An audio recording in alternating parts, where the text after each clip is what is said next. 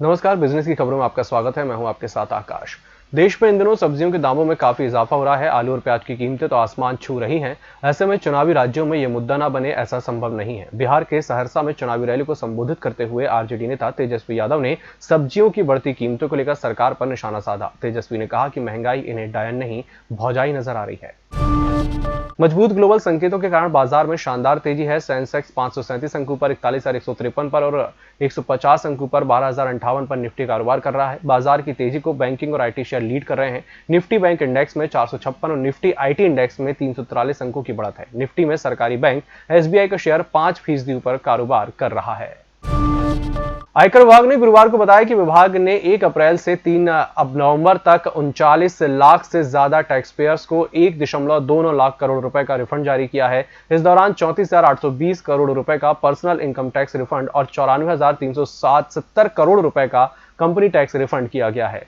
केंद्रीय प्रत्यक्ष कर बोर्ड ने बताया कि उसने 39 लाख से अधिक करदाताओं को इस वित्त वर्ष में 3 नवंबर तक 1,29,190 करोड़ रुपए से ज्यादा का रिफंड जारी किया। इस दौरान 37 लाख से ज्यादा टैक्स पेयर्स को 34,820 करोड़ रुपए का पर्सनल इनकम टैक्स रिफंड और 1.93 लाख से ज्यादा टैक्स पेयर्स को 94,370 करोड़ रुपए का कंपनी टैक्स रिफंड किया गया था।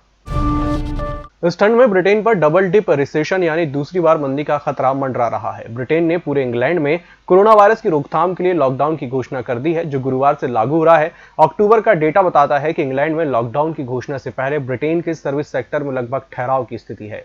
गुरुवार से इंग्लैंड में सभी गैर जरूरी दुकानें, पब और रेस्टोरेंट 4 सप्ताह के लिए बंद हो जाएंगे।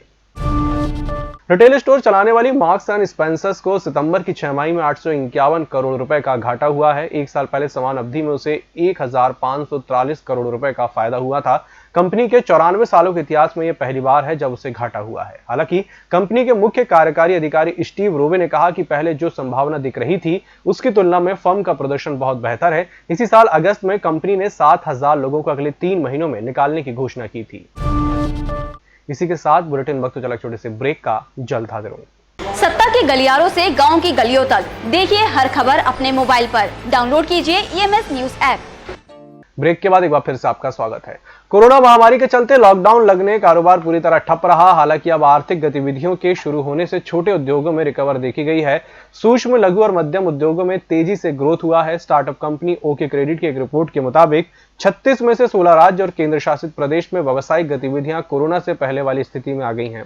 इसमें कर्नाटक, महाराष्ट्र, गुजरात, आंध्र प्रदेश, तमिलनाडु और दिल्ली अपने पूर्व कोविड स्तरों के 90-95% पर चल रहे हैं।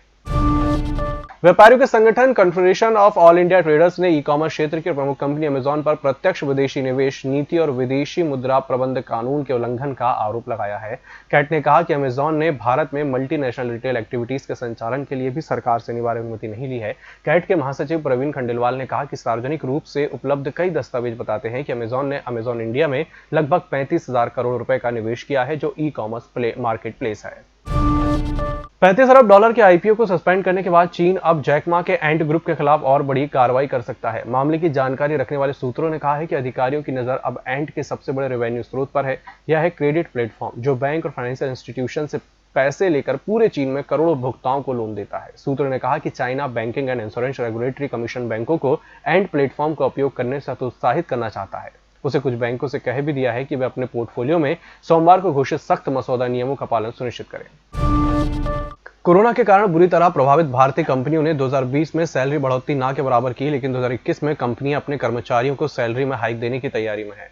एऑन सैलरी ट्रेंड सर्वे 2020-21 के मुताबिक 2021 में 87% भारतीय कंपनियां सैलरी में औसतन 7.3% की बढ़ोतरी कर सकती हैं, जबकि 2020 में 71% कंपनियों ने सैलरी बढ़ाई है। यह सर्वे सितंबर से अक्टूबर के बीच किया गया है। सर्वे के मुताबिक 61% भारतीय कंपनियां 2021 में सैलरी में औसतन 5 से 10% तक की बढ़ोतरी कर सकती हैं। स्टडी में 20 से अधिक सेक्टर्स की कुल 1050 कंपनियों को शामिल किया गया।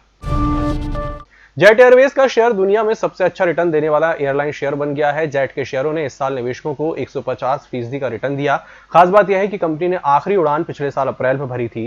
गौरतलब है कि कंपनी भारी कर्ज में डूबी हुई है और दिवालिया प्रक्रिया से गुजर रही है। दूसरी ओर भारत सहित दुनिया के अन्य एयरलाइंस कंपनियों के बिजनेस में कोरोना के दौरान भी हल्की ग्रोथ देखने को मिली है। अब ये धीरे धीरे समान स्थिति में भी लौट रही है। इस बुलेटिन में फिलहाल इतना ही। इसी के साथ मुझे दीजिए इजाजत। नमस्कार।